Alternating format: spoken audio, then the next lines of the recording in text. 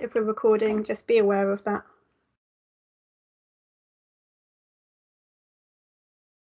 Okie dokie. All right, let's get started then. Thank you very much, everybody. Thank you, Katie and Kaylee, for sending out the documentation. I think everybody does know everybody. I don't think there's anyone new, is there? No, perfect. No, I think so. I don't think we necessarily need to do introductions then, because I think we've had a couple of these meetings now. Sorry, Lauren, I know that you did go through people who are not here or have sent apologies, but maybe now that we're recording, do you want to just formally note the apologies? Yeah, so we've got Rob, Blake, Barbara and Cynthia who said they're not able to attend, and I didn't get any response from Shaheen, from Sarah, Sue, Elsie or Nicole. Great. Okay, thank you very much. So everyone should have received the minutes from the last meeting that were sent out. So if we can just go through and approve those, please. There aren't actually that many people on the call, so it might be fine to go through. But if I just go through page by page, and if there are any corrections or anything that you want to note, please do speak up. Don't worry about putting your hand up. As I say, just unmute yourself and say, yes, please, I need to speak.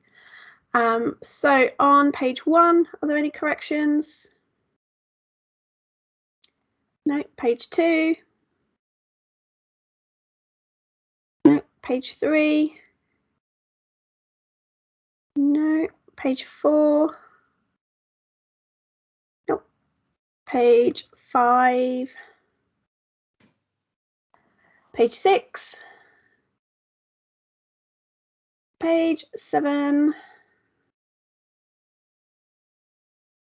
And page 8. Nope. Okay, so I think we can formally approve those then.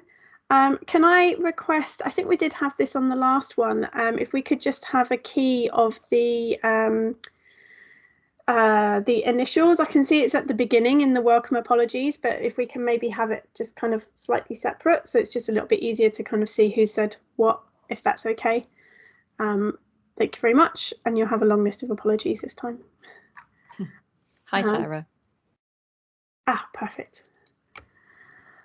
Okay, so we can move on then, I think. So it's nice and quick, isn't it, getting through these? So there were 2 actions at the bottom on page 8. So the first action was to send the individual access links for the wrapped intervention website to each of the steering committee members. And that did happen. I know I received it. Yep. Yep. And then the second one, in full trial preparation documents, make a note to reflect on the context within which the feasibility trial has taken place, i.e. the pandemic, and how this may differ from the main trial. Yeah, so I've been preparing the protocol for publication, and there's a couple of paragraphs in the discussion section about that context. So it's documented there, and of course we'll pick up upon that again in the paper published on their findings. Excellent, great. Well, that was also nice and brief for you. Only 2 actions, lovely. Okay, so let me go back to the agenda then.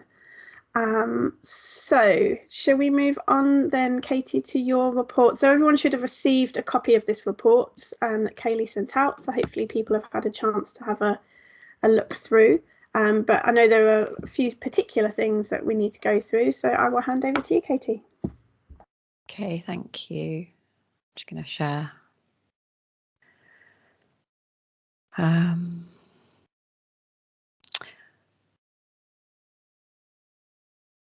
Okay, can you see the progress report up on the screen? I'm just going to make it bigger.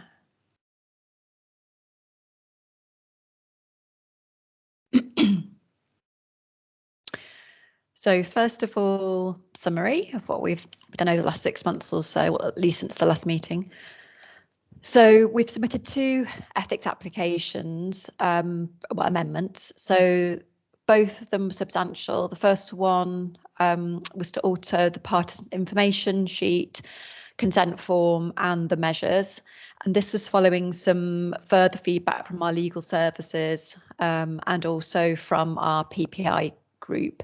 They'd already seen all of those 3 documents as of a paper-based black and white sort of version, but not set in situ within REDCap, where we're collecting our data, and also seeing each instrument within the context of all of the others and the whole process that someone would be required to go through.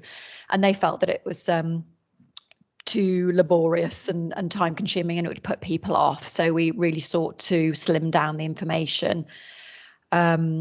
And we cut out some of our items from the measures that were sort of nice to have, but not essential for measuring our primary and secondary outcomes in the main trial. So we really slimmed those down. And for our partisan information, for example, we put a box of key information at the top, then referring back down to lower sections for more detail. And the consent form, we had a tick box next to every statement, and there were about over 10 statements. So we changed that so it was a single one at the end, agreeing to all statements, and ethics approved all of that. The second amendment just requires me explaining a bit of context before I explain the amendment we put in.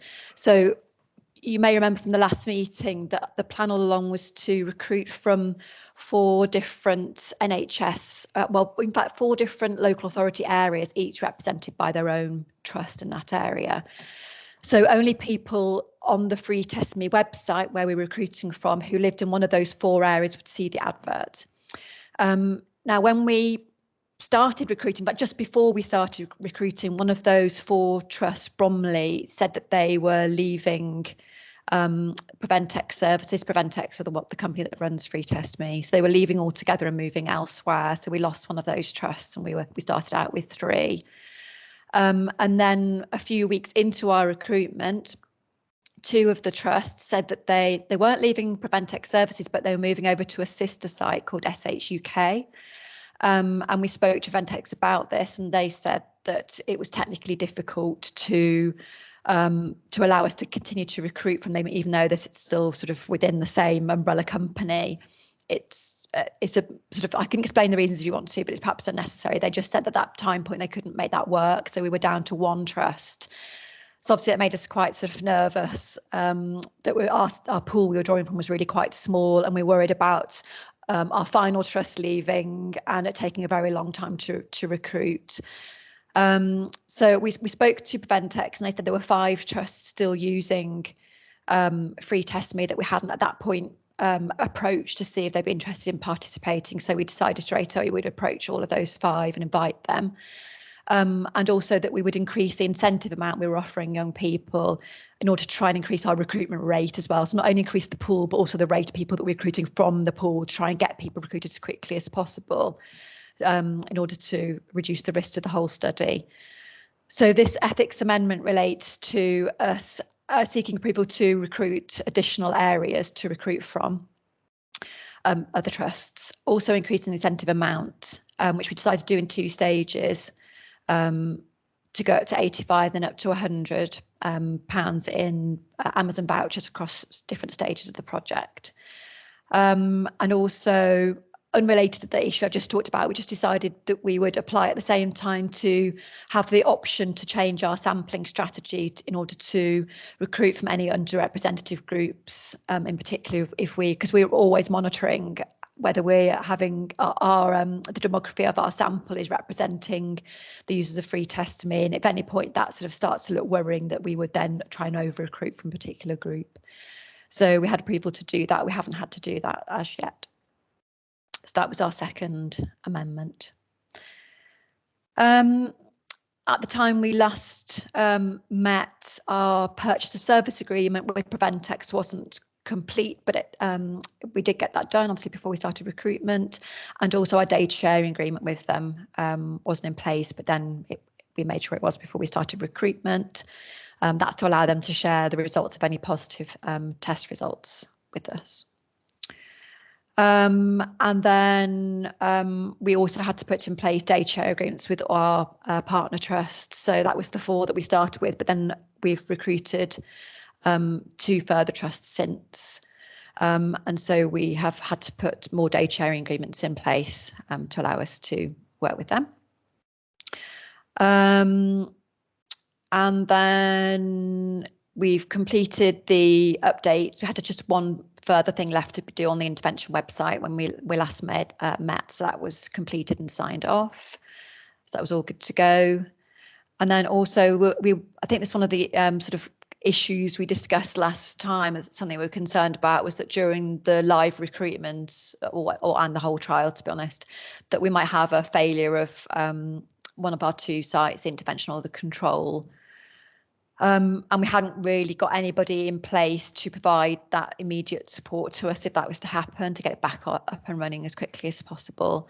So since then, we've had an agreement with our own library and computing services to offer support if anything goes wrong with the website. But also we have an official variation agreement to our original contract with the developers of the website, which are Value Labs, that they will provide support in that event as well.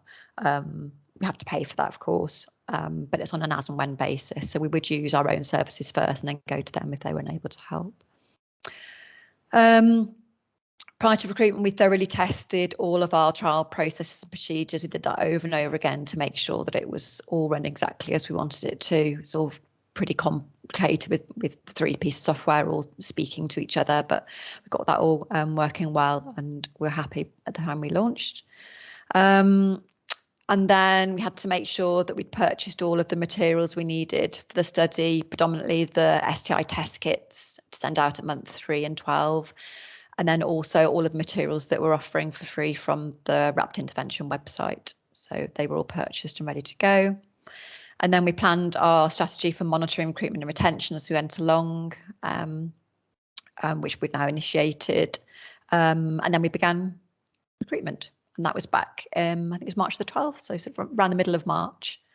And we've been going since then. So as you can imagine, we started off reasonably well and went down to the 1 trust. Then we had another one join us from our pool of 5. And then we got back up and running a couple of the other trusts that we'd lost to SHUK.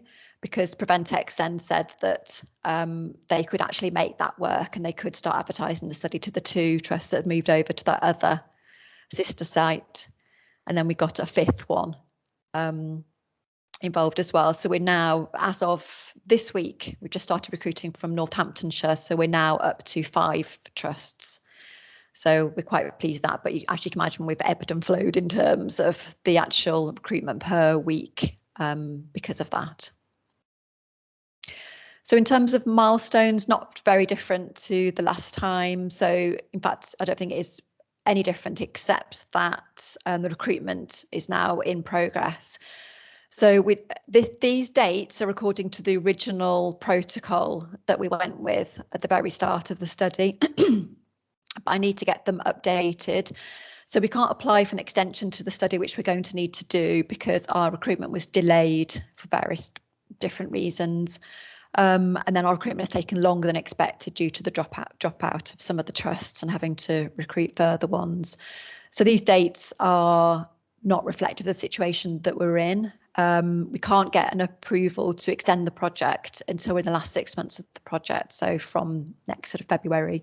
So they are as they are at the moment.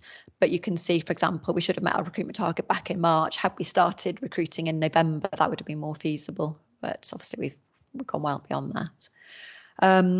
The only other thing, so last time I said the trial protocol paper was in progress, and it's still in progress, but actually that doesn't reflect the big step forward that we've made, and that before it was very sketchy, and now there's a complete version of the trial paper that's ready for submission.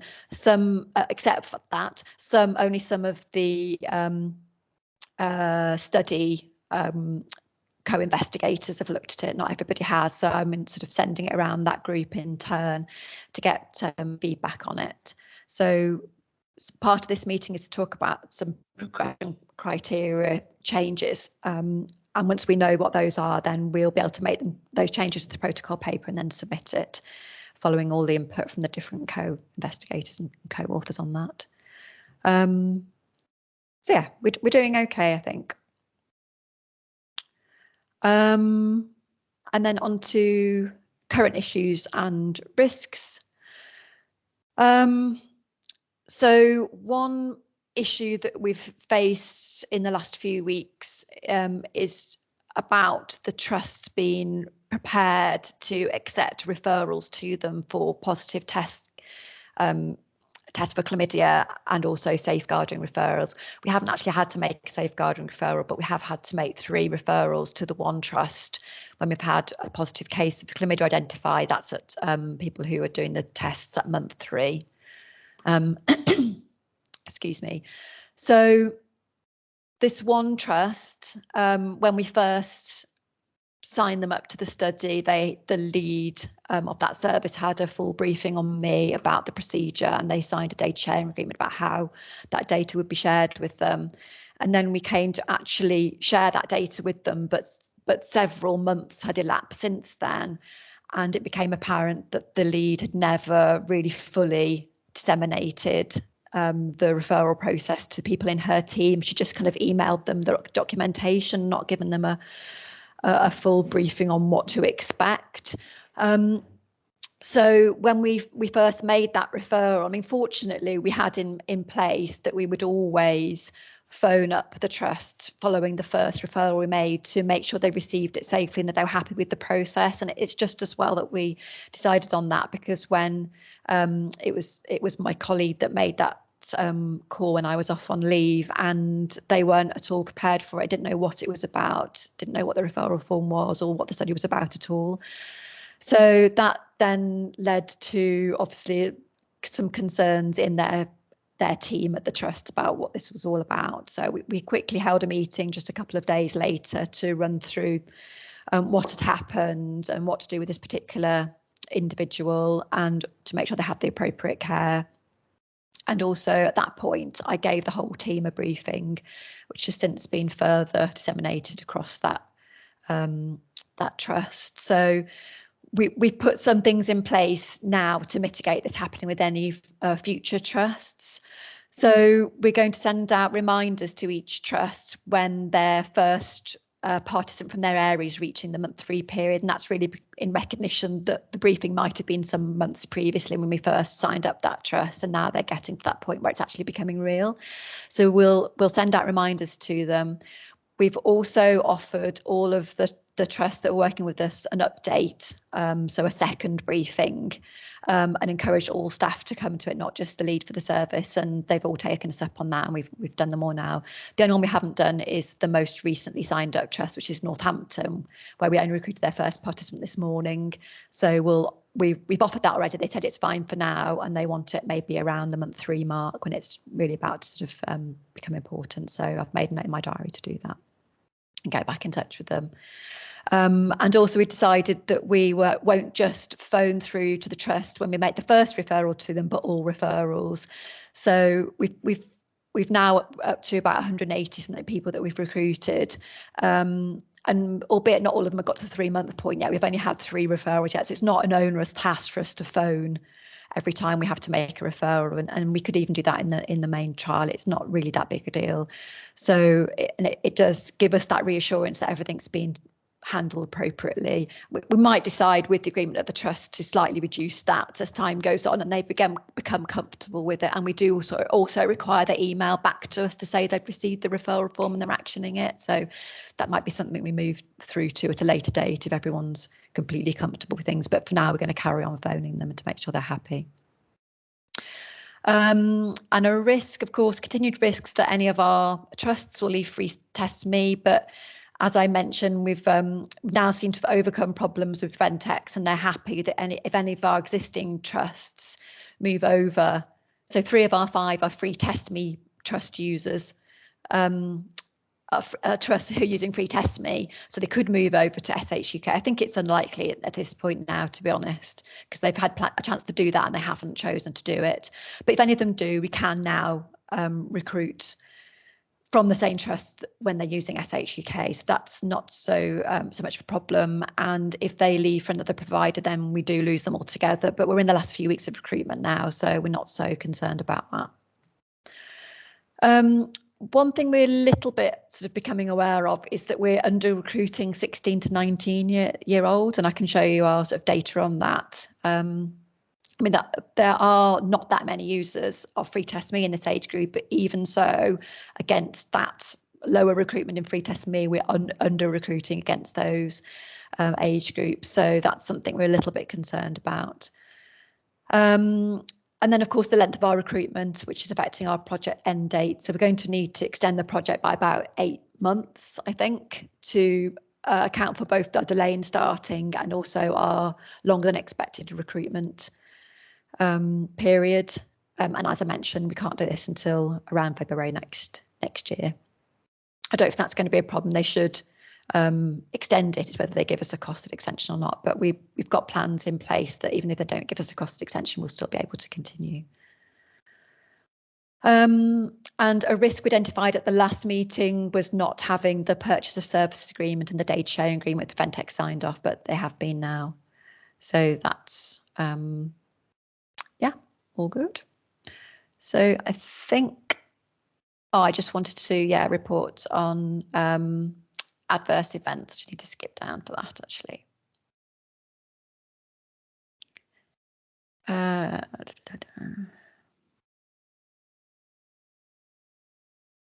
Yeah, so some of you be already aware of this because I sought some opinion from very different groups involved in the project when this occurred. It was just a few weeks ago. So in our month 3 survey, and then also at month 6 and month 12, we ask our participants to tick a box if they have experienced either somebody finding out they're sexually active when they didn't want that person to know, that they were testing for an STI when they didn't want that person to know, or there'd been an initiation or change in their use of pornography or other. They can tick any of those things, and if it's other, then to give some information on that.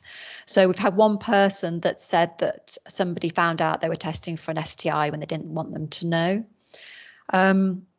So our procedure is to inform the other co-investigators and seek opinion from them, which I did.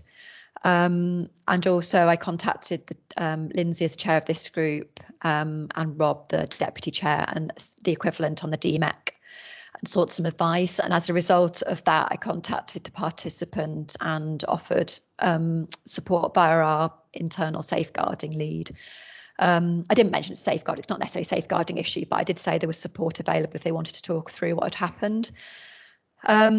And this person did respond and didn't take us up on this. I asked them whether, I'm just changing my screen so I can see what I've put here. So I asked them if there was anything that we could do to change what we were doing as part of the trial so this didn't happen, and he said that it was okay, it hadn't caused too much trouble, there was no need for any further discussion, it wasn't a serious matter, and there's no reason to change anything that you do.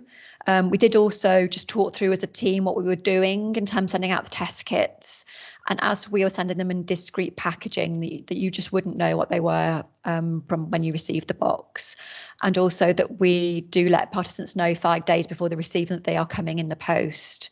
And of course, the participant information explains the whole process as well, that there probably wasn't anything else that we could do, and this participant seemed happy. So we haven't made any changes as a result of that.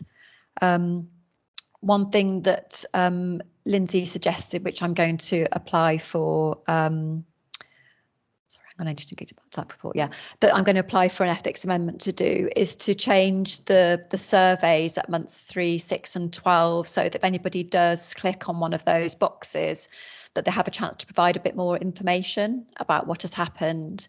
And that then might change the tack of then how we respond to them in the email. So I'll apply for some ethics approval to do that in our future surveys. We probably won't be able to implement it until, well, probably the M12, because some people are already starting the M6 now, but I do think it's worth doing, and certainly for the future full trial, if we get through to that point, then it definitely is worth doing at every time point. So yeah, I'll just give you a bit of an update on where we're up to as well in terms of recruitment.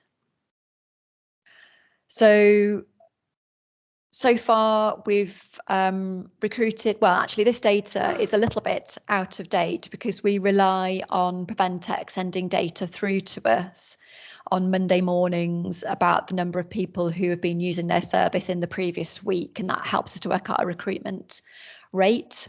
And we haven't had it through from them for 2 weeks. So this is 2 weeks out of date. We're now up to about 184, 85, something like that. But so everything I'm going to tell you now is all 2 weeks out of date now, but it'll give you a good enough idea. So as of 2 weeks ago, we were up to 174 people randomised into the study. That's of a total of just over 9,000 people who will have at least been exposed to the advert, whether they've seen it and read it is another thing. We have no control over that. And that's 1.9% of users of Free Test Me being recruited. And this is the graph that kind of tells the story of our trusts coming and going. So in those first few weeks where you can see the high orange bars, the orange bars represent the number of people who are exposed to our advert who are eligible to take part. So in theory, in our sampling pool and could take part. And the little blue box is the number of people that we're recruiting. And then the grey line is the cumulative total of participants in the study. So you can see to start, we've had a nice pool of people to recruit from. And then where it goes straight down, that's when we lost our 2 trusts to SH UK. So we were operating with 1 trust for a little bit. Then about halfway through that dip, we recruited Kingston upon Thames, which is great, but actually they're quite small in terms of the number of users that are using Free Test Me from their area, so it didn't make a big difference. And when we start to go up again, that's because we've got those further trusts from SH UK back in. And then as of, like I said, this week, we're getting Northampton. They're quite a big area in terms of the Free Test Me users. So we're hoping for a bit of a uplift from them as well. So yeah, you can see what's happened there. So yeah, as I mentioned, our current recruitment rate is 1.9, and our initial target recruitment rate is 1.8, although we're working against a revised recruitment rate of 1.7, which I'm going to go on to explain to you in a moment. But either way, we're slightly ahead of that recruitment rate at the moment, which is great. Randomising equally to both groups. Which is great. And then, so I mentioned to you about age, and the blue bars here are users of Free Test Me. So the proportion of overall users in each of the different age groups from Free Test Me. And then you can see for our study as well. So against the older age groups, 20 plus, there's no concern at all. We're doing nicely there. Slightly over recruiting, as you can see from some of them, but then under recruiting against 16 to 19 years old. As of this week, we've implemented a new advert on the Free Test Me and SH UK websites, which has just been shown to these age groups. It's a bit more colourful, a bit more eye-catching, hopefully, and also emphasises the incentive amount. So we'll see if that makes any difference. I mean, we could choose to enact that stratified sampling strategy that I mentioned we got approval for. My concern about doing that is that we're already a bit slow in terms of recruitment, and it's going to be really slow if we just go for those age groups because there's so few of them using Free Test Me, so it would really slow us down. But that is an option and something that we could discuss. In terms of gender, haven't got any particular concerns here. Studies tend to over recruit females, so we're not doing that, which is fantastic. We're slightly down on representing male users of Free Test Me, but not alarmingly so. And we're over recruiting against people who identify as being of another gender. And then again, I haven't got any concerns around ethnicity. So you can see that, in fact, we've got slightly less white users than Free Test Me, and we're over recruiting against mixed and black ethnicity groups. So yeah, I'm pleased about that. And in terms of deprivation, so we look at index of multiple deprivation deciles, or these are quintiles actually. So you can see that we are over recruiting against the highest and the lowest deprivation quintiles, and slightly under against all of the ones in the centre. Obviously, the one with the lowest deprivation is the one that we particularly want to make sure that we're not under recruiting against, and we're not. So I'm pleased about that. We have a nested qualitative study. It's a process evaluation to find out from young people about their experiences of being involved in the trial, and also whether they think it's made any difference to their sexual behaviour, particularly condom use. We decided to do this in 3 waves. So we want to recruit 30 participants. So we decided to recruit 10 after the point at which people have completed their M3 activities, so the survey and their test kit. That's so we can ask them about that early bit of the study, about how they were recruited, the whole consent process, completing the first baseline survey, the website, and also completing the M3 activities. If we left that till the end, then obviously their memory about what happened and their viewpoint might have faded a little bit, so it wouldn't be quite so useful. So we decided to do that. Then we're doing another 10 at M6. That's a bit of a dip in terms of less contact from us. It'd be quite interesting to know if people still feel engaged and that they still feel part of the study. So we'll be asking them about that at month 6, and then we're also doing another 10 at month 12 to find out about the whole study and how people have found that. So 78, so as of 2 weeks ago, 78 people had said they'd be interested in taking part in that nested study, and we have 36 of those got to the point of completing their month 3 activities. We'd phoned 30 of them, 11 had agreed to take part, and 5 interviews have been done, although another 2 have been done since then. Perhaps not important to go through this too much, but we're trying our best to make the people included in the interviews as representative as possible of our study population. All of them so far have been white, so we need to try and do something about that. 4 of the 5 have been female, 1 male, 3 heterosexual, then a bisexual, 4 heterosexual, 1 bisexual. A reasonable mix in terms of deprivation. And then what we're trying to do is get people who have experienced sort of different levels of the intervention, and people who have and haven't completed the different activities at that time point. So obviously you can learn often more about what you need to change in your child, people who aren't completing things. So particularly trying to get hold of people who haven't visited the website or who haven't completed the survey or test kit at month 3, but of course they are more difficult to speak to. We had 3 people, I think it was, who said they would be happy to take part in the nested study, who didn't complete the baseline at all, so we didn't randomise them, but they'd still consented. But although Kaylee's managed to get hold of all 3 of them on the phone, they initially seem happy to take part. She's been able to pin them down for an interview yet. We'll keep going with that. And then we've also had 1 partner of somebody in this group of 5. So as part of our nested study, we're also aiming to speak to the partners of those people to see if they've picked up any changes in sexual behaviour since taking part in the study. I've managed to speak to 1 person so far in that group. Yeah, in terms of retention, it's a difficult picture at the moment because it's not everyone's got to the month 3 point. So it's and also they have several reminders for completing the test kit and also completing the survey. So it's really only when they have not completed these activities despite all reminders that we can kind of confidently say, although still not completely, that they won't do those different activities. So far I've had 16 people, Kaylee, correct me if I'm wrong, but 16 people who, despite all reminders, haven't completed the survey, and 27 people who, despite reminders to complete the test kit, it hasn't been returned yet. Although that process is slightly longer because we have to send it to them in the post. To get them, they have to post it back and then get the result from free testing. So that can take quite a long time.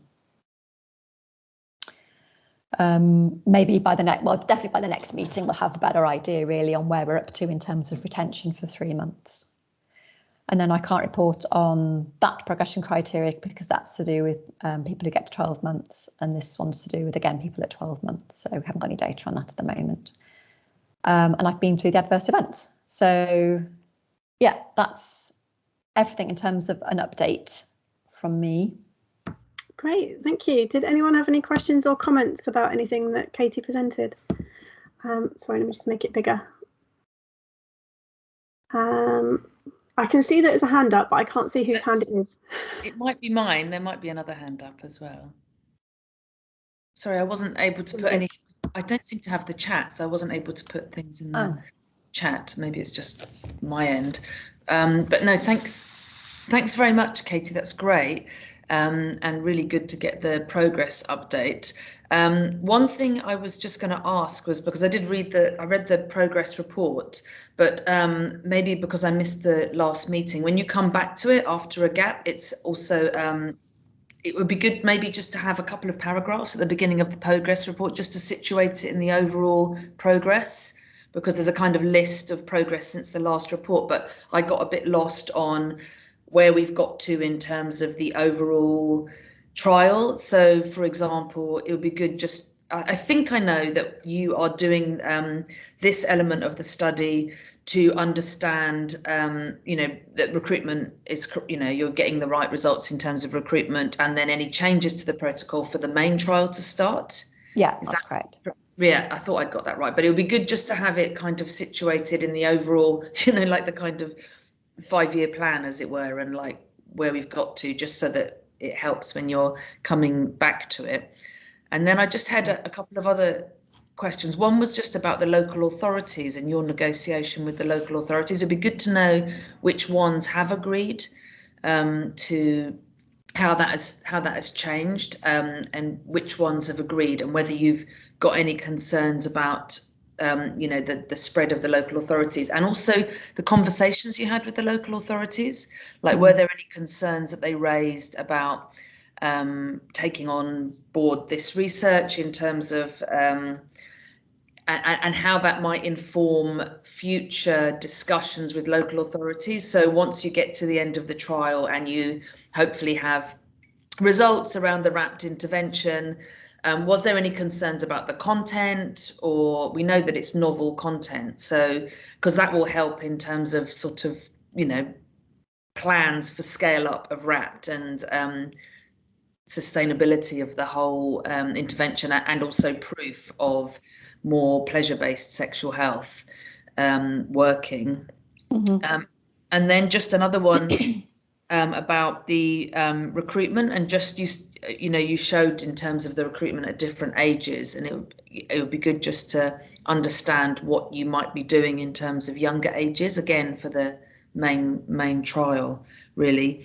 And then sorry, one last one. When you were talking about the Amazon vouchers being given to the participants, is there any risks associated with that in terms of reputational risk, or had you thought about that again in terms of a new intervention and how that might be portrayed? That was it from me. Sorry, okay. I got all my questions in at once because I was trying to write them down as we were presenting. It was a lot of information. Okay, so in terms of the trusts, so Warwickshire we've been working with throughout. We never lost them. We had Bromley signed up, but then they left before we'd even started. We've got Somerset and East Sussex. They're the two that started out with us, but then left to go to SHUK, but we then got them back again. We've got Kingston upon Thames, and then we've got Northamptonshire. So, I mean, for a feasibility study, I'm quite happy with that we've got 5 different trusts. They all represent sort of different urban and rural sort of areas. And numbers wise, I mean, some of them are quite small patches, some of them are big. Yeah, so I'm quite happy about that. In a main trial, we would just look to get as many as possible, and not necessarily just from Preventex as well. So this is something I'm going to come on to, but it doesn't hurt to say it now. So Free Test Me, when we first put in the application for funding, was the main site that Preventex operated, and most of their trusts were using that commissioned them. But that now in their minds is becoming a legacy site. They want to close it down. and they are moving all of their trusts over, if they can, to SHUK. And this is something that we were battling with at the start, because they were quite aggressively sort of encouraging, not aggressive, that's the wrong word, but they were strongly encouraging trusts to move over from Free Test Me to SHUK. And obviously we had 2 people leave because of that process. So SHUK is going to become the one that we recruit from in the main trial. And then there's also SHL UK, which covers the majority of the boroughs in London. So SH UK is everything other than those boroughs in London, and there's one commissioner for the whole of that London area for SHL UK, and then individual commissioners for all of the individual local authorities across the rest of England. Sorry, Katie, can I just ask, in terms of the feasibility, did you have any trusts who you approached and they said, no, not interested at all? Yeah, so we had some trusts who just said the timing's not very good. And if you sort of imagine as well that we were trying to recruit additional trusts during the COVID pandemic, when staff were working in different places, and these sexual health services were sort of reorientating their provision from being in-house to going online. So they were not really minded to start thinking about a research study at this particular point. But we did have some, obviously, that were. In fact, so 2 of the 5 that we approached said that they would go ahead. The other 3 just said timing-wise, it's not good for us. But I didn't have anybody strongly object to it for any sort of research reasons. It was just timing-wise, it wasn't going to work out for them. Every trust that I've spoken to, I've been mindful I've made sure that I've explained exactly what the intervention is all about. Nobody has reacted in any negative way at all. In fact, quite the opposite. They've been really encouraging and excited about the idea of the interventions. That's been really positive and nice to hear. So I've had no actual conversations with trusts when they've learnt about the study or the content of the intervention. They've said, no, we're not happy to take part. It's been those initial emails to see their interest, and they've just gone, no, timing wise, we can't do anything at the moment, sorry. So yeah, that's how we've gone about it. So I think in the main trial would be definitely trying to get SHL UK involved. That would be a really nice win if we got that, because that would be a lot of boroughs immediately with one contact, and then it would be going to all of the individual local authority areas to speak to the Commissioner of their Sexual Health Services, and then the trusts involved to get them to sign up. But of course, we're not going to have success with everybody. But then we can also go to other providers to see if they'd be interested in taking part, and recruit trusts that are using them. And then also quite a lot of trusts, not a lot, some trusts have their own bespoke provision as well. So we could even look to use them as well. So that's these are all options. Sorry, but that's really positive then, if you're not having any, adverse reaction to the content. No, and I guess, like you say, one thing that would be really important for the main trial is to make sure that the local authorities you want to be involved are actually involved for the future take-up of RAPT as a kind of routine intervention. So it's kind of strategically important to think, we know that if people have been involved with the research or the piloting themselves, they feel more trust in the intervention, even if, they might read the paper in the journal, but that's not, actually being involved in the trial will make a big difference. Yeah. It sounds great in terms of the identification of the London sweep as well. That would be a big win to get them on board for the main trial. There's a parallel. Are you sharing your screen, Katie? Sorry, it's kind of a bit vortex-like. I can see everybody twice. That's yeah. Sorry. And there's a parallel work package as well to this feasibility study, which involves me speaking to the sexual health commissioners and also service leads in the different trusts to find out about what the barriers and facilitators are to implementation, and who might bear the cost of the intervention itself as well, and where that's best situated, so that we've got that to take forward to the main trial and build on as well. And I think what would be really good as part of that is also, because in a way it's quite, I imagine it's quite a high cost intervention relative to what they would commission routinely, especially with the condoms that you're sending out and so on, and working out which elements of the intervention they might want to take on in future. Yeah. So looking at that as part of that study would be important. Yeah, I know you're right, but the initial conversation I've had have been quite positive in that way, because a lot of them are now thinking about how they manage the distribution of condoms in their area and moving from it being a face-to-face requirement with the C card to it being online. So that's already in their mind. So this would be one route to doing that. So it's just thinking that all through with them. You asked about the younger age groups. It is a bit of a concern because I feel like the RAT website is slightly more geared to the younger part of that age group, so the 16 sort of 19-year-olds really.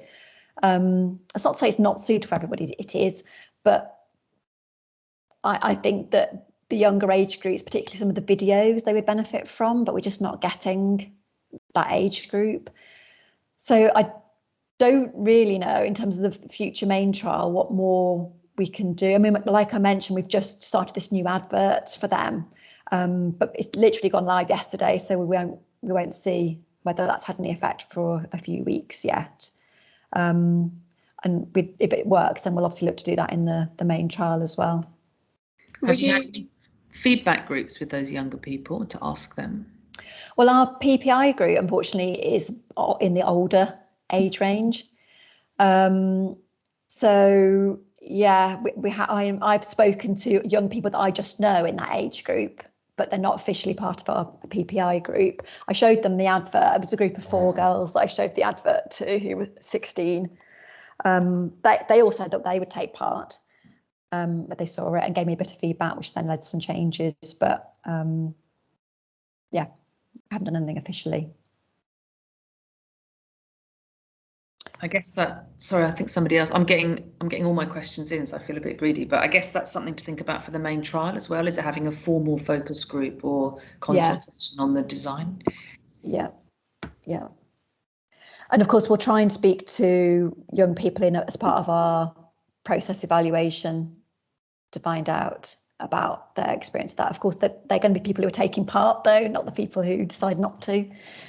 But yeah, we'll do our best to sort of try and find out from them what might be putting off young people. Sarah, can we bring you in now? You've got your hand up. Hi, yes, the thing I'd written down was also about the young people, and I think it would be really important to have a focus group. I imagine it will be with our young people. It's about them being able to watch or see media at home. Maybe, I think some of the barriers may be that they don't have a space that they're going to be seeing it. But you need, that obviously that's just my opinion. So a focus group, I think, would be really important because that's the key group. The other thing is, I know you said this, but I'm still a little bit confused about the Preventex to SHL. So it means, are you saying that it moves seamlessly now to SHL if they move over to that, or there's still this break where when they leave Free Test Me, then there's a break before it kind of goes over to the new site? You may have said it, I just didn't quite understand what. So in terms of the trust service, I believe it just moves seamlessly, so they wouldn't experience any disruption. But in terms of our study, it causes a disruption because our experience with Preventex is that they will react when we need them to do things like change the advert or add a new trust, but it's not quick. It can take, several weeks for things to be implemented. I think we've been waiting for this new advert for young people for something like 6 weeks. That's unusual. Normally they're a bit quicker than that, but they're not like next day. So if one of our trusts just left, I mean, we'd be relying on the trust to let us know that was going to happen, give us notice to start with, or Preventex telling us that was going to happen. And then even if they did, and then us telling them, oh, can you move the advert over to SH UK, then that could take a couple of weeks. Okay, so it's not the same, it's the same umbrella organisation, but actually is quite a different organisation at the next level down. So it's not just taking all the information straight over and It's just a different setup. So it's a completely different website. So they'd have to put an advert onto the thank you page in SH UK and take it off the one for Free Test Me. And they have to set up an algorithm so only people from that area see the advert and not everybody else. And that's not particularly technically difficult, obviously, but I think what was the concern before and why they didn't let us immediately use SH UK when we were without those tests for several weeks was because we are getting the test results for positive cases reported to us in a service area that is Free Test Me and not SH UK. So it was getting the lab to report the results from two different places, I suppose, in the one same place. I think that was probably the issue. But yeah, in the end, they managed to make that work. So, but going forward, that's less of an issue. Is that correct? Am Yeah. I understanding that correctly? Yeah, that won't be a problem going forward, no. I'm quite mindful of time because I know there are important things that we do need to talk about later on.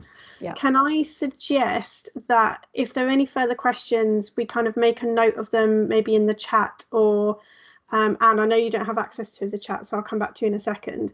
And then maybe you can review them in the break, kind of Katie and Kaylee and Lauren, and then we can come back to them at the end because I want to have an update on the PPI, have a quick comfort break, and then I know we need time to discuss the proposed changes. So does that work for everybody? And do you want to maybe get in? Yeah, sorry about the chat, but yeah, just I asked that question about reputational risk about Amazon vouchers and the content in Wrapped. So maybe, as you suggest, we can come back to that later. Or... Yeah. Okay. Yeah. Okay, let's hand over to Kaylee then. But if there are any questions, do put them in the chat and then we can kind of come back to them. So Kaylee, have you got an update on PPI? Yeah, thank you. Just a brief update, really. So just to really quickly touch on something that Katie's already mentioned, but one of the things we did do with PPI when we got some feedback around the kind of consent process and measures is made some amendments there, but Katie went into detail about that, and that was to do with kind of the length and any kind of part of the process that might slow things down for people. So we made some changes there, and that was part of an ethics submission as well. So that all happened around Christmas time, I think it was. But then since then, we've done some work with a couple of members of the PPI group around our nested study interview schedules. So before we used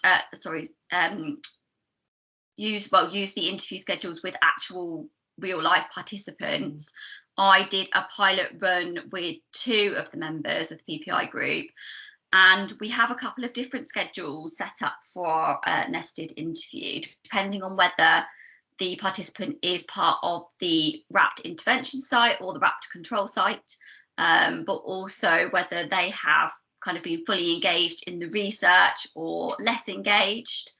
So I did a pilot run of basically everything, like the biggest schedule that we would be going through. And generally speaking, they had quite positive things to say about the schedule. They were happy with the kind of wording and the content. We did some timing of how long it would take. So we'd estimated about half an hour, and that was around about right amount of time. They did make some comments about some of the questions being a little bit repetitive. So perhaps where we thought we were asking something slightly different, it felt like we were asking the same thing. So we did make some amendments to some of the questions and kind of merged some questions together and made them slightly different. And then one of the other pieces of feedback from one of the PPI group was to, at the beginning of the interview, just give a little bit of a brief outline on the topics that were going to be covered throughout the interview. So we're doing that as well, and just explaining that we'll be asking questions about their process of joining the study, but also a little bit about the website that we've asked them to look at, and also some of the other processes like the test kits that we're sending and the surveys, kind of split up throughout the conversation. And yeah, that was the feedback they gave, and we made some suggestions from some changes from their suggestions, and then went ahead and started the nested study interviews with the real participants. Great, thank you, Kaylee. Was that all of your update, Yeah, that's what Yep. yeah.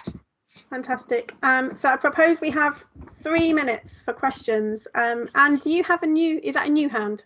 It is, yeah. Could Yeah. you tell me what a PPI group is? I'm guessing it's a feedback group of the participants. It's not a principal investigator or something, but I've looked through, the acronyms aren't in the progress report as well. Sorry, yeah, it's a patient and public involvement group. So in our case, a group of young people who represent the age group of our sample, who we can collect feedback on, but they're not participants themselves, like a sounding board. I was guessing that, yeah. It'd be great to get in the progress report the acronyms as well. It might be there. I was just trying to quickly look. No, good point. Are there any other questions or comments? No? Well, it sounds like that was really helpful anyway in terms of the interviews. Can I just quickly ask, it's not strictly PPI, it's maybe more to do with the update. So you're interviewing people in both arms of the trial, is my understanding. So can I just, out of interest sake, ask who is doing those interviews? Because obviously you need people to be blind to be able to do those interviews. So are they different people who are doing the interviews for group 1 and group 2? No, it's Lauren and Kaylee who are on this call that are doing the interviews.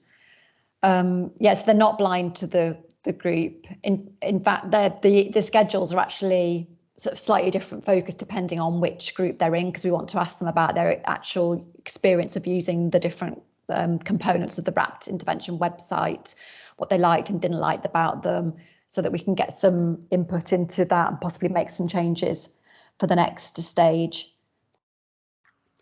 And are you working across the 2 groups? Or are you allocated, Kaylee's doing one group, Lauren's doing another group? They're not allocated in that way. No, they're both doing a bit of both. Do you have some concerns about that? I just wonder whether it's worth thinking about that, because if you do some interviews with people who have used the website, that might slightly bleed into the interviews of people who haven't used it, which is always the case with qualitative. You always bring your own bias to qualitative. So it's just thinking about whether you need to minimize that. And it may be that you find that because of the types of questions you're asking, you don't think that is necessary. But you might also find that actually things are starting to bleed in, and maybe you do need to delineate a little bit. Okay, we'll give it some thought. There might be possible to do that, although Kaylee's going off on maternity leave, so it's going to be Lauren that picks up the mantle there. So, but it might be possible for me, but it would be possible for me to do some of them. So we'll give that some thought. Thank you. Are there any other questions or comments before we take a break? No, it doesn't look like it. Okay, so we've got a break scheduled now until 10 past. So as I said, we do have some serious discussion afterwards. So I suggest go off, have a break, have a stretch, go to the toilet. If we can come back fairly promptly at 10 past, please, and then we will get going. And just a reminder, this will be in relation to the things that Katie sent around in that video. So if you've had a chance to have a look at that and made some notes, that's what we'll be discussing. So we'll see you back at 10 past. Sorry, can I just check on the video? Did you send it, Katie? Yeah. Recently? It came from Kaylee. It came in Kaylee's email. All right, great. I'll go and have a look. Thank you. I will be covering it, Anne.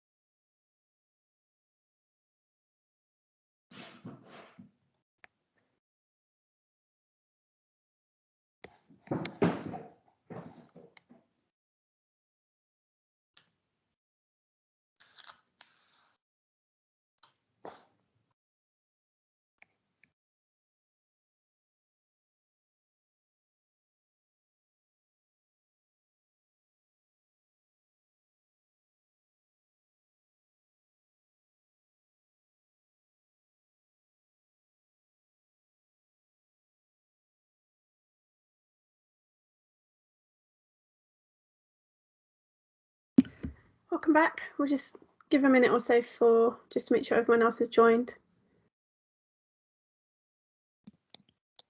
Great.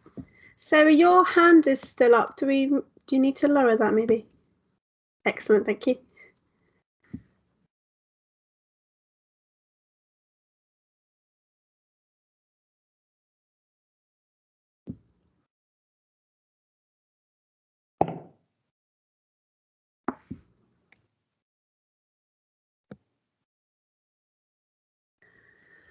Okay, so just as we have the last people coming in, so I think, Katie, you've got 3 proposed protocol changes that you're going to do a brief kind of presentation of what they are. Video did go around late last week, which I found really helpful. I thought that was really good to have that in advance, so thank you so much for doing that. So there are 3 criteria to go through. We are proposing to have kind of 10 minutes for the first one, which will include a couple of minutes for Katie to go through it, and then we can discuss it and make some decisions. 15 minutes for the second one, and then 10 minutes for the last one. So maybe if things come to you as Katie's presenting, if you can put them in the chat, and I will kind of read those out. If not, there'll be some discussion and questions, but then there are some actual decisions to be made. And then there was an overarching question about traffic light criteria, which perhaps, I don't know if we want to actually discuss that first or last, but maybe if we do that separate from what we're talking about, maybe actually it might make sense to do that first, because that then potentially would lead into some of the decisions about the 3 criteria. What do you think, Katie? Maybe a little bit of both. So just explain that is an option, and then I've got a last slide with actually a suggestion what they could be. But I think until I've explained the reasoning, it won't make too much sense. Perfect. Okay, over to you then.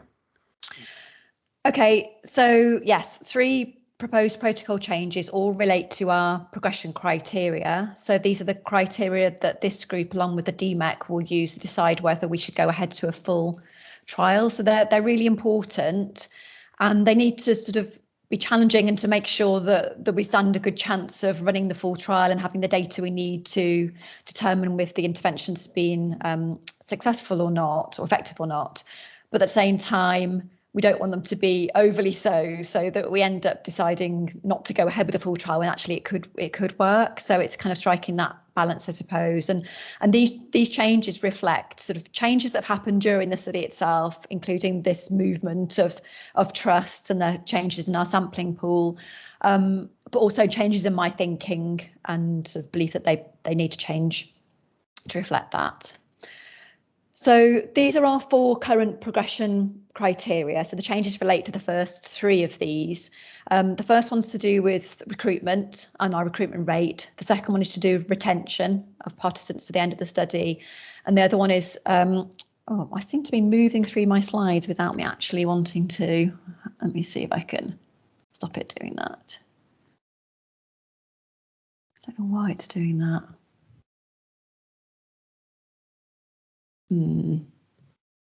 Hopefully I'll just be able to stop it now.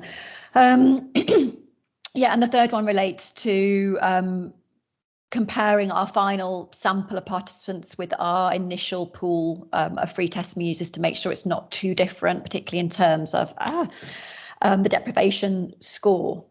The last one relates to serious and frequent adverse events, but I'm not proposing any changes to that. So in terms of progression criteria 1, so the current progression criteria is that we have an average of 1.8% of free test me users per day being recruited over our recruitment period. And I'm not actually proposing a change right now to it. What I'm suggesting is that we leave it as it is, but that we look to revise this at the very end of the study, and I want to explain why that is. So in our feasibility RCT that we're doing now, we're recruiting from these 5 trusts via Free Test Me and SH UK, that should say. And as I mentioned, Free Test Me is becoming a legacy site, and some trusts are moving to SH UK. So in the main trial, we won't be recruiting from Free Test Me at all, and we'll be recruiting instead from SH UK and SHL UK. I've spoken to Preventex about that, and they're happy with that in principle, but obviously we'd need to get the all of the different trusts and local authorities on board to allow that to happen. So at the time we submitted the funding application, we were working on the basis of Free Test Me pool of users, and there were 616 users per day on average. And we used this figure to work out what the recruitment rate would need to be for our current feasibility RCT and also the main RCT.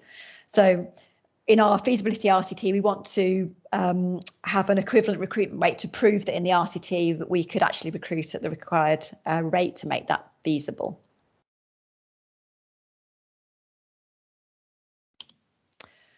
So we calculated that obviously we don't know the effect of the intervention, but what we have sort of worked out is that in order for there to be a meaningful reduction or a meaningful effect of the intervention, we want to see a reduction in chlamydia positivity from around 10 to 6% in the intervention group. And so to detect that, we would need around 3,800 or so participants. So over a 12-month recruitment period in the main trial, then we would need to recruit about 11 participants per day. So that's 3,864 over 365 days. That's just coming up to 11 per day to reach that total of 3,800 and so on. So the recruitment rate then is 11 participants over 616 Free Test Me users. So 11 per day out of that 616 using it per day, that's 1.8%. So that's the target that we went with for the main trial. So given that we know we're not going to be using Free Test Me, I've been sort of mindful of thinking about what are the number of users for SH UK and SHL UK, and it's actually not that different. So 661 orders per day rather than 616 across those 2 different sites. So based on this figure, the recruitment rate is just slightly less because there's a slightly bigger pool to draw from, so 1.7. So that's the revised rate that we're currently sort of working to at the moment, although it's not an official rate. So what I'm thinking is that denominator is likely to change again. So trusts are coming and going from SH UK in particular all the time, so as they win more business or lose business. So I'm thinking that the best thing to do would be to, at the very end of the study, to look at what the pool of the combined number of SH UK and SHL UK users is, and then work out what the recruitment rate therefore needs to be.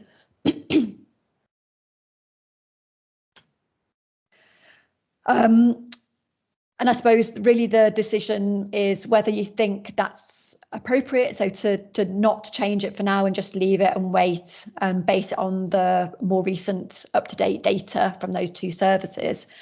And if we do that, then do we base it on the last 6 months of data for those 2 services or the last 12 months of data? And the reason for me wondering about the 2 is that the last 6 months is probably more representative of the situation post the pandemic, although admittedly I appreciate we're not out of the pandemic, but more sort of akin to the picture is likely to be going forward. Or 12 months, which represents more the peaks and troughs in service use over the calendar year, which do differ for those services based on sort of seasonality and Christmas and things like that. So 12 months is more accurate in that sense. So yeah, that's my first proposed change to discuss. Okay, thank you. So we've got about 4 or 5 minutes that we can kind of discuss and agree. So did anybody have any questions or queries or concerns that they wanted to raise now? Anne, is that your hand up? Yeah, if not, does anybody else have their hand up? Nope, not that I can see. Oh, Sarah has. Just check, Katie. So in terms of revising it, that would be based on the recruitment rates that you actually reach in this element of the trial. How would that then affect the aim around the causal impact, if you see what I mean? That's not the correct term, but you're looking for a 10% reduction in chlamydia retest rates. Would that remain the same? So that would remain the same. We're really just trying to estimate what we think what we hope the effect of the intervention might be, so that we can then detect it. So if it's very small, we need a lot of participants to pick it up. So it doesn't really matter how big or small that effect is, whether it's really meaningful, whether that would make a difference, sort of clinically speaking. So we know that an effect size of a drop around 10 to 6 would be meaningful, and possibly even slightly less than that, but we'd need quite a lot of participants to pick that up. So I guess that's my question, like, are you still aiming for, if say the recruitment rates went down to 1.3 or something, then that would make that less of you wouldn't get to that meaningful level of effect size. We wouldn't get to that number of participants needed to identify that effect in the main trial unless we recruited for much longer. Yeah. But there's so many unknowns because we don't know how many trusts we're going to be successful in recruiting to the study.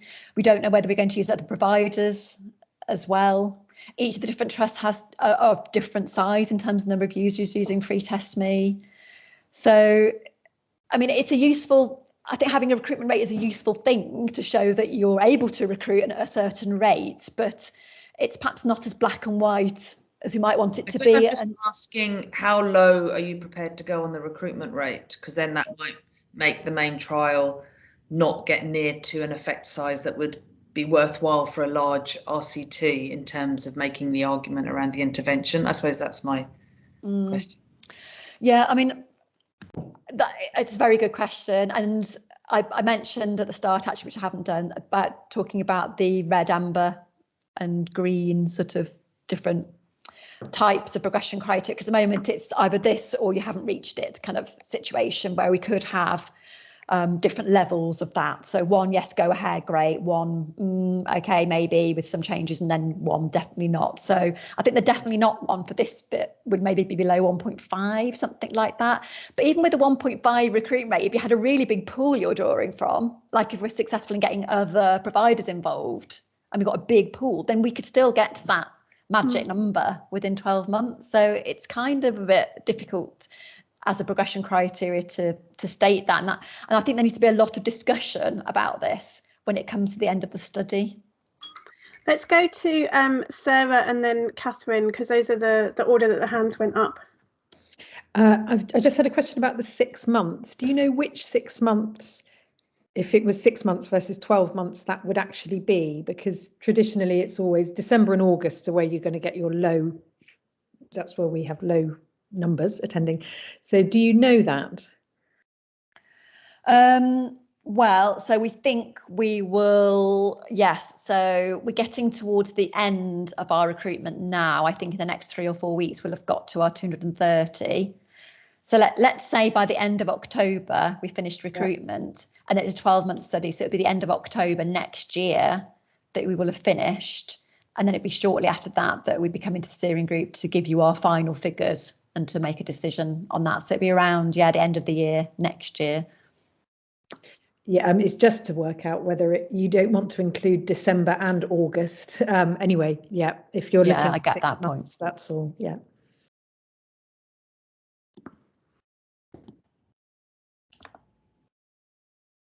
So, and I was just going to come back on the point about the recruitment rates.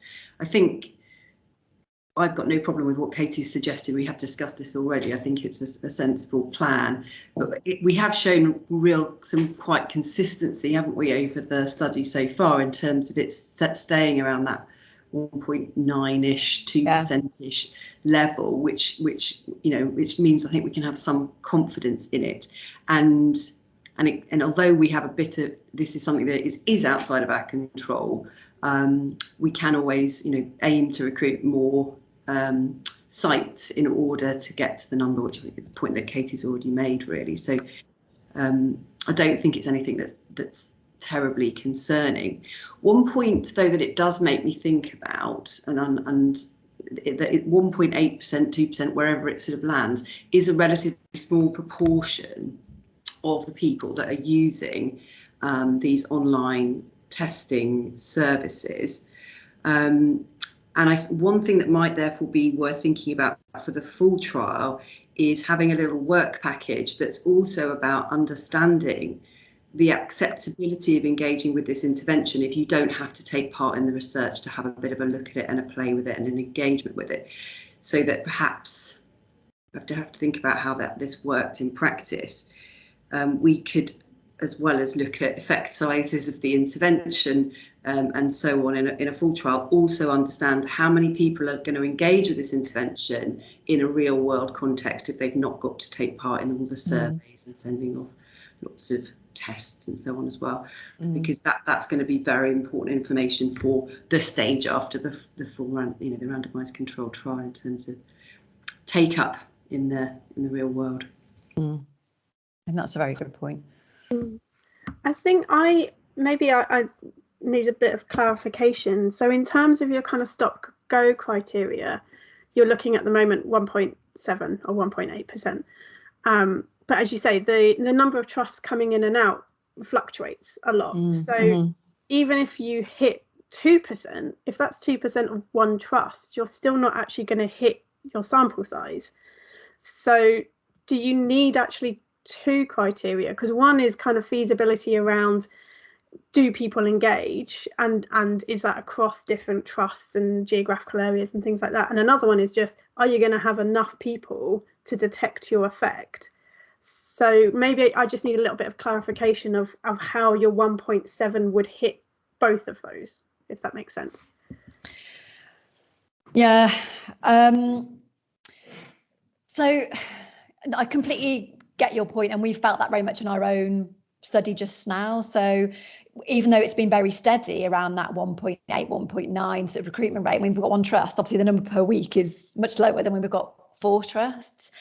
But until we actually at the point of having funding for the full trial and are going to all the different trusts, providers, and then the individual trusts using those providers and actually signing them up, we don't know how big that pool is going to be. We might have a huge pool to draw from and achieve that really quickly, or we might have a much smaller pool. So it's really when it comes down to that we're going to know whether that recruitment rate is sufficiently high.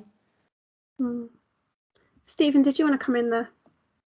Yeah, so just to follow on from your point, Lindsay, we could easily stipulate a criterion of, when we're going through the main trial is 11 participants per day on average, or we could make a weekly average or a monthly average.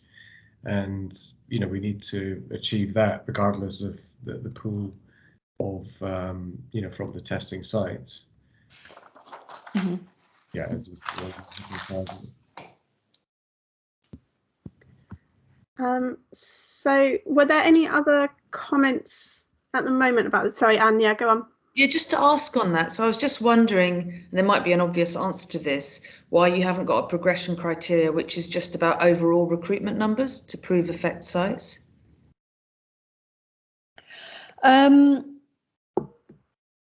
Because of the same very issue, really, because in each of the different trusts, there's a different number of people. And so as they kind of come and go, those trusts, we lose them and sort of gain them. But couldn't you just have an overall, we need to get to whatever, however many thousand? Is that because you're trying to avoid seasonality, or you want consistency of recruitment? Would that, I don't know if that would make a difference for the effect size. So you mean for our current study to say we want to recruit 230 over a certain... Yeah. Yeah. I mean, if we'd done, this isn't why I made that decision, but if we had done that, we wouldn't have met the criteria, because we've lost some trusts and gained some. It really depends on how many you have in that pool at the start. So for me, it made more sense to have a recruitment rate, because we're going to be recruiting from a much bigger pool in the main study. So it was really the rate of recruitment you from the avoid that pool risk. that we're trying to demonstrate. But because we don't know what the pool is going to be for the main study, it then kind of means that even if we meet the recruitment rate, we're still a bit unsure about whether we're going to get enough in the main trial, but we're never going to know until we start trying to sign up the different. I guess it's just that relationship between the lower risk of having a percentage, because you're losing the local authorities in and out, but then also relating that to the effect, the numbers you need for effect size. But also, just to say, I completely agree with the point about having some kind of, in the main trial, engagement group or engagement qualitative research on the intervention, because that would really help. Also with a whole range of information that isn't about the barriers to entry for a research participant, because it might look like, oh, only 1.6 wanted to use the wrapped intervention, whereas in fact, sorry, I can't see your name on the screen, but like that was said before, they might be very interested in the intervention but don't want to fill in all the questionnaires and so on. Can I make a suggestion, which is, so for the main trial, before we even begin any recruitment and spend money in any big way, we would anyway need to contact all of the different trusts and sign them up. And we know from the provider like Free Test, Preventex, how many users typically they are for that area per day. So we could sign up all of those, as many of the areas as possible, until we get to a pool of a certain size. And then we know our recruitment rate, which is fairly steady. So before we start recruiting, spending money, we need to have reached a certain size of a pool to draw from. And that could be not a target for now, but for the main trial, or to mitigate any kind of risk that we're not going to recruit with that particular recruitment rate, a sufficiently large sample. That could be something we have to prove at the beginning. I think your recruitment rate has stayed fairly steady, hasn't it? Yeah, it has.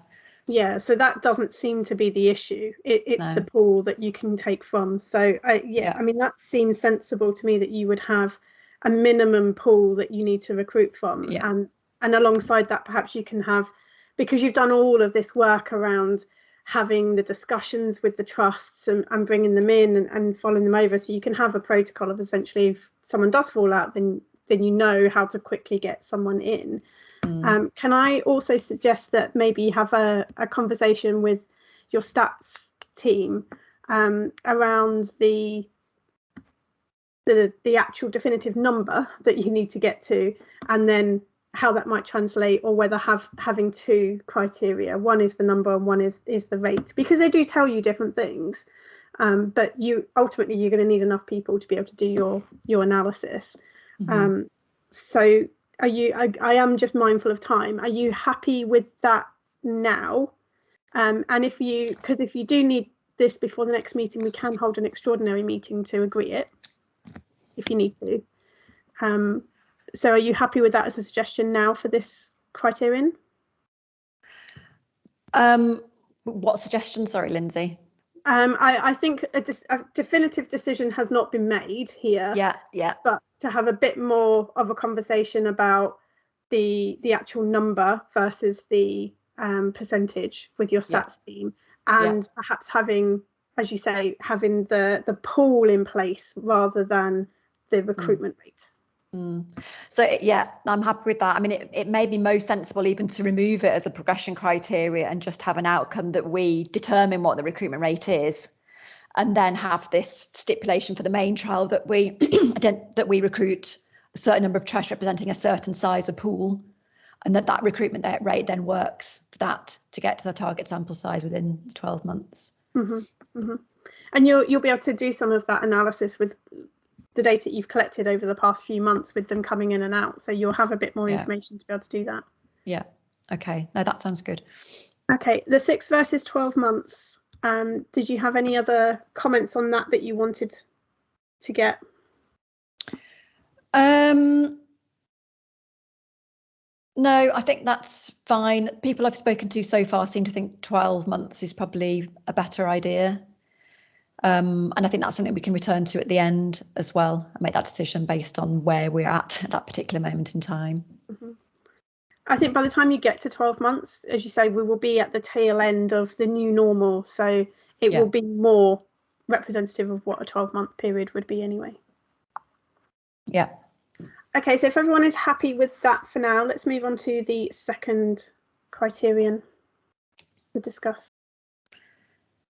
Okay. Okay, so the second one is that we will keep 80% of our participants in the trial to the end. So 80% of participants, and participants, those people who are randomised, followed up for the definitive primary outcome measure at 12 months. So what I'm proposing changing it to is 80% of participants who are those who are randomised, but also those that we know to be absent of chlamydia infection at baseline are followed up for the definitive RCT primary outcome measure at 12 months. So I'll just explain this a little bit.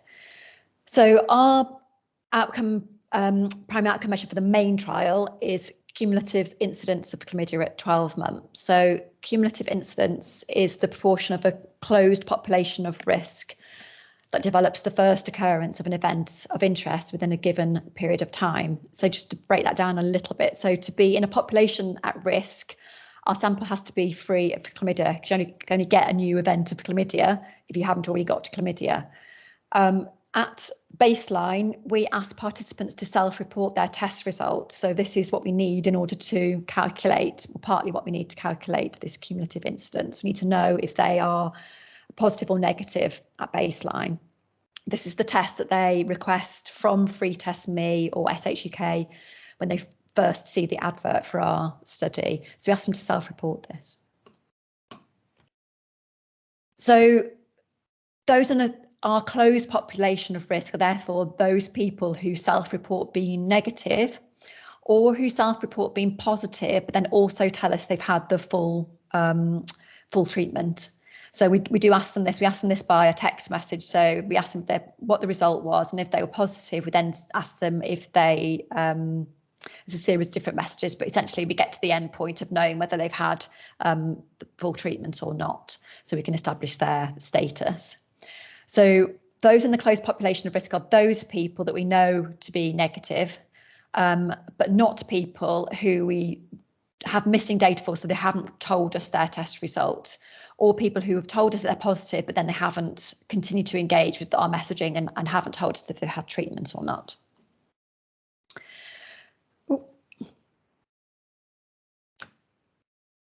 So I mentioned that cumulative incidence is defined as the portion of a closed population of risk that develops the first occurrence of an event of interest within a given period of time. So the event of interest in this case is chlamydia infection, which is measured via test kits that we send to young people at months 3 and 12. And the given period of time is 12 months. That's our study. So the first occurrence of the event could either be at month 3, but then it could also be at month 12. So both of those instances, there's a chance that they could report, or not report, but we find out that they are positive via the test kit. So the proposed change sort of clarifies that 80% of participants are those that we know to have been randomised at baseline and to not have chlamydia infection, are those that are followed up for the definitive RCT primary outcome measure at 12 months. So beforehand, it was just anybody that we recruited and randomised into the study, and not just those that we knew to not have chlamydia. But we realised that's actually really important for us. It's like, in my mind, it's like in our baseline survey, if we were relying on people to self-report their primary outcome measure, that would be marked as a required field. People wouldn't be able to continue to complete the baseline unless we knew what their status was at baseline. And this is kind of similar to that. We're just collecting it in a different way. That's all. They've already completed the baseline and they're going on to tell us a few days later about their test result. We have to allow for that gap because that's the time it will take them to find out their result. So in the main study, we would actually change the order that we do things, and we wouldn't randomise people until they'd actually told us what that test result was, and we wouldn't allow them to continue through the study unless we knew their status. So that's why I want to make that change, to make it clearer that in terms of meeting our recruitment criteria, that we want 80% of people in the study at the end, it's 80% of people that we actually have randomised, but we know that they are negative. And we also propose being clearer in our text around this progression criteria, what we mean by followed up for the definitive RCT primary outcome measure at 12 months. So in my video before, I was talking about how young people would have to give us a result both at month 3 and at month 12. So we knew what that first occurrence was. So after their baseline, when they're negative, do they report, or do we find out at month 3 that they have a test that's positive? And then also at month 12, if they haven't tested positive, there's another opportunity for us to find out that they are positive. But also, another way we could think about it is, do we just need to know if, do we just need them to have reported at month 3 or at month 12 what their test result is? It's I suppose I could do with some advice on this, really. It's, do we need people to, in the main study, put it this way, in the main study, do we need to know that for this first occurrence of chlamydia, do we need to know both their result at month 3 and at month 12? Or is it enough to know the result either at month 3 or at month 12? So if they test positive at month 3, then actually whether they test positive at month 12 is actually immaterial, because they've already had that first occurrence. At month 3, if they're negative, then they might then also test positive at month 12, and in which case that would be the positive case, which then put them into that group for whom the intervention hadn't been successful. So it's important, because in terms of our progression criteria, it's the difference between me saying we'll have 80% of people who at baseline we know are absent of chlamydia, and we either have a result for them at month 3 or at month 12, or we're saying 80% of people that we know they're negative at baseline, and we have a test result for them at either time point, and it doesn't matter whether they say haven't engaged at month 3 but have at 12, or the other way around. So one is obviously easier to achieve than the other. I suppose it's just statistically in the main study whether we would exclude people from that analysis if they hadn't provided both. I hope I've explained that sufficiently well. Yeah, thank you. So Stephen, I think you had your hand up first, and then Anne. Thanks. Yeah, so just thinking about missing data here. So suppose, for example, that somebody didn't return a test at 3 months, a result, and in fact they were positive, and then they returned a negative test at 12 months. Then if you just went for either or, and you had a result for 12 months, then that would not be counted in the numerator for incidence. So that's a problem. So I think really we need to get both results, unless we're prepared to do some sort of multiple imputation. Yeah, okay. That was my initial hunch, but then I was just like, am I getting this wrong, and should it be either? But you think both. Okay. Yeah. Anne, did you want to come in there?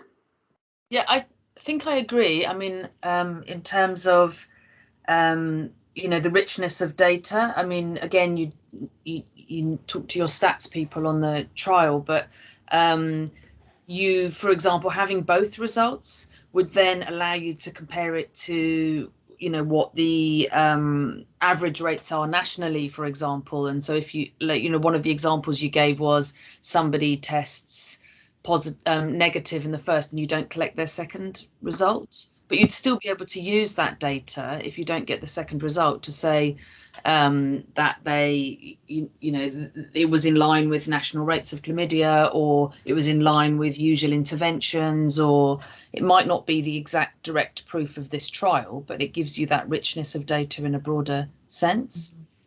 Mm-hmm. And just to double check, as far as I remember, there was an original ambition to test different interventions. So there's there's a range of videos, there's some other information, and to be able to test the proportional impact of those. But now the ambition is to have those clustered as the entirety of the wrapped intervention against usual care, which is what's usually available through Free Test Me. Yeah. So you won't get that richness of, somebody's looked at the one condom video but hasn't looked at the other videos, and that had a bigger impact on chlamydia rates. So therefore, in a way, it's more important to have that richness of data of the entirety of the wrapped intervention for sort of future sustainability as well. Will you also be collecting self-reported status, just, in the last 12 months at the 12-month one, have you tested positive for chlamydia at any point, or are you just relying on the tests? Yeah, no, we do collect that in the, I'm pretty sure that was one of the, because we changed our measures to slim them down. That might have been one of the ones that went, because we knew we were collecting it objectively, but I think it did remain. I'll check that. It might just be good to have that as a bit of a kind of sensitivity, because also they might have got it in month 4, 5, 6, and onwards, which you won't record. Yeah. I can't see any other hands up. I just wanted to make a comment, really. So I think what you were saying is that in the full trial, if people don't test negative, or if they test positive but haven't said that they've taken the treatment, i.e. they are negative, they won't be randomized. So if they are positive, or you have reason to believe that they're positive, they won't be randomized. Yeah. Will you have an option for them? Because I think from an ethics point of view, you are going to struggle to get that through, because those people are obviously more at risk because they have tested positive. So I think your ethics are going to come back and say you need to have something for these people if you're not going to let them take part in the trial. Yeah. Okay. That's a very good point. I completely agree with why you need to have that as a stipulation for your trial. But equally, these are people that perhaps are showing that they are the ones who need the support, and you're kind of kicking them out of that support. So I think you need a backup for something for them. Yeah. Okay. So possibly giving them access to the intervention anyway. Potentially. I mean, then you just need to think about whether there's any potential contamination then of people who have access but aren't in your trial. But then you'd need to know how that is. I know you've talked about having usernames and passwords and things like that before anyway. Yeah. Okay, I'll give that some thought. Okay. And is that a new hand that you have up? Just on the point you just made about the at-risk groups, I know, Katie, when we spoke about the trial originally, one of the ambitions was also that being able to determine the number of people who didn't retest positive. So maybe there's something in the main trial about, if you're able to track those individuals, which is a great advantage of this trial because it's the Free Test Me site, can you then look at the proportion and again have some kind of comparator for the ones that used wrapped as opposed to what might be a generic figure for retesting for chlamydia within 12 months for those age groups, for example? I mean, it's not, again, there's a kind of great richness of data there for people who have already tested positive for chlamydia who then use an intervention and might not retest positive, the proportion. Yeah, I mean, those people who test positive and we know they've had treatment, then we will include them in the main trial. So we'll certainly be able to then follow them through the trial to see whether they then retest as positive. So it's only the ones who remain positive that you won't include in the trial? The one who don't tell us their results or who test positive and then don't let us know they've had treatment. Right. Yeah. Sorry, I'm very conscious of time and people saying that they need to go. Let's get a decision on this one at least. So I think there were two things that I took, Katie, that you wanted clarification on. So one is on this criterion that they need to have basically be negative in order to be included, and then whether both 3 and 12 months are needed. So maybe in the interest of time, if I say, if anyone disagrees with the criteria that they must be negative, can you speak now? Nope, that seems fine. And I think it seems like you're leaning towards having both the 3 and 12 months. Yeah, Yeah. so again, if anyone disagrees with that, can you speak now?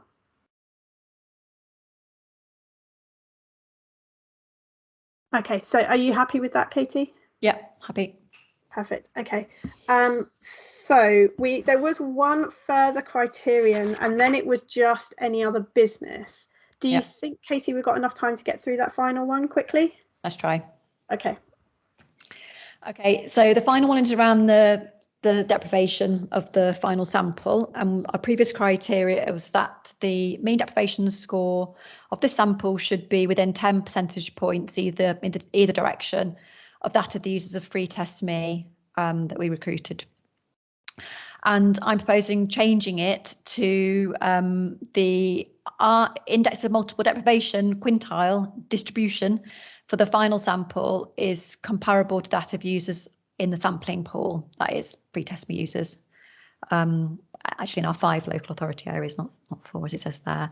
And we'll make this decision based on assessment of the confidence intervals for the proportions in each quintile for both groups.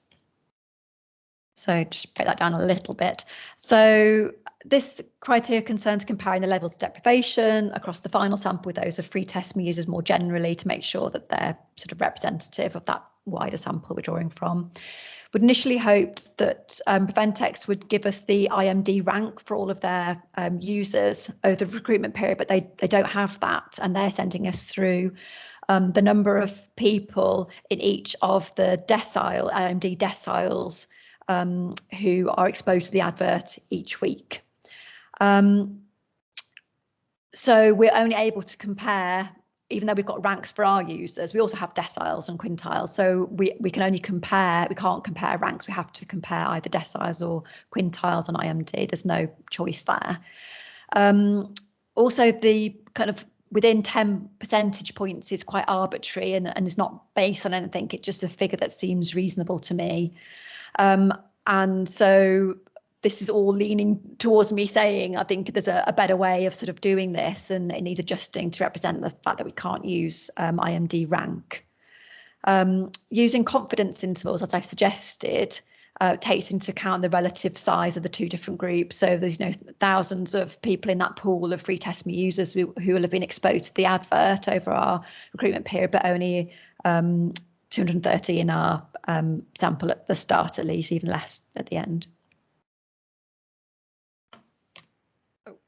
That's my last slide, apart from looking at the amber and green. So just to go back to that criteria, what I'm suggesting is that we use IMD quintiles, or we could use deciles, and look at the confidence intervals for, let's say, IMD quintile 1 for the final sample in our study, and comparing that to the number of people in IMD 1 for the Free Test Me users, and checking that those confidence intervals do overlap, so that we can be fairly confident there's not a significant difference between the 2 groups across each of the different IMD quintiles. So I am actually not going to open this up for discussion, because I think this one is fairly straightforward in that you don't have the rank data, so no. you have to use the deciles or quintiles, and proposing to change to confidence intervals rather than percentage points, which would better take into account the actual proportion. So I suggest what we do is actually agree this, unless anyone specifically says that they disagree. So if you disagree, speak now. I don't disagree, but I just wanted to check on the quintile distribution. Is that a standard across local authorities? And you're using that as the questions? I mean, the IMD, the index. Yes, very much so. Free Test Me / Preventex are using the same database of IMD ranks and quintiles to create those that categorization as we are. It's based on census data, I think. Okay, and there's just a comment in the chat from Stephen saying he's in favour of quintiles rather than the deciles, because the confidence intervals would be smaller. I think that's what you're saying, Stephen. Yeah. So unless anyone objects, I think we can agree that. Great. Yep. Okay.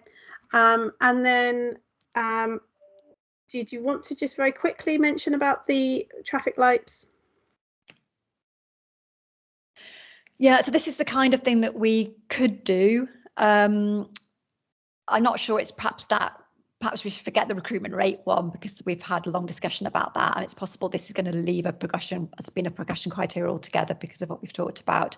But we could have something like this, for example, for retention, whereas a green thing would be, yeah, go straight ahead. You've reached your 80%, or something less than 80% but higher than 70% would be amber, and then less than 70% red. And then in terms of IMD, I'm not sure about this one, but something like green where all confidence intervals overlap, amber where less than 2 do, or red where more than 2 overlap. Mm-hmm. And then we've got adverse events where no adverse events would be green, equal to or less than 20 for amber, or any serious adverse events, or more than 20 for red. Yeah. So again, maybe if we just if there are any objections to the concept of the traffic light system rather than just the stop go, the details of what goes in them, I think, might need to just be slightly readjusted based on the discussions that we've had today anyway. I would be in favour of traffic light. I mean, generally speaking, in terms of trials, that's usually what I see rather than a stop go. So unless there are any particular objections, then I suggest that we do that, and then perhaps once you've made a decision, Katie, they can be sent round for kind of review. And you've got your hand up. If you can be fairly quick, please. Yes, sorry. I know time's tight. Yeah, it would be just good to have further discussion about the retention rate, for example, which seems really high as well. But I don't know, I guess you have some guidance against who might fund the full trial and what they want to see in a proposal for the funding as well. And maybe we could discuss that in terms of what goes into it, but I don't disagree with the concept. Okay. Yeah, thank you. Excellent. Okay, I can see there are things coming into the chat, but we can still see those. So does anyone not agree with the concept of green, amber, red for progression criteria? No, I can't see any. So I think you can kind of go ahead with that, Katie. Which leaves us with any other business. There was the one question, perhaps, Katie, you could kind of go to that separately around Amazon vouchers. Yeah, I suppose I just want Anne to clarify that a bit. Are you suggesting that Amazon, because of the reputation of the company, might have a negative influence on our? Not that. No, I'm just thinking about some of the media attention that we got at the beginning in the making of the intervention films, and whether it had been thought through how that there might be media interest in providing Amazon vouchers to people who then also get this intervention. It might be very low, but I guess it's just one to think about. So it's paid to watch this content, which is more novel content, or might have a risk attached to it. I think you could quite easily defend that, because the vouchers are for all activities, like completing surveys and test kits and reporting test results. We do incentivise for visiting the website, but we do that whether it's for the control or the intervention. It's really just to get people to engage with it and look at it. So yeah, I don't have any. That would be a good response. Yeah. Problems with that. Okay, great. Is there any other business? I'll do 20 seconds. Sorry, I'm aware that I've asked a lot, but I didn't have the chat function as well. Just to say that the World Association of Sexual Health has passed its sexual pleasure declaration that happened at their global congress. I don't know if you were there, Katie, but it was 3 weeks ago, which is really exciting news and really important in terms of the overall policy backdrop for this trial. And there'll be a special issue of the International Journal of Sexual Health that will be coming out, and a technical document that I'm co-authoring with them. So, Katie, we might want to have a catch up about how we position this trial in terms of that overall policy narrative. And also the Pleasure Project has launched 7 pleasure principles for pleasure-based sexual health, which is a kind of action guide for the Sexual Pleasure Declaration. That's it from me. Okay, thank you, Anne. Perfect, thank you. That's really helpful. Do we have a dates for the next meeting? I think we do we? Yeah, is it the 1st of March? Yeah, 1st of March. 1st of March, excellent. So thank you very much, everybody. Bang on 12 o'clock that we have finished. Thank you very much to Kaylee and to Katie for sending that information. I think the video was really helpful. And unless there's anything else, I will see you in March. Okay, thank you, everybody. Thank you. Bye. Bye. Thanks, everyone. Bye. Bye.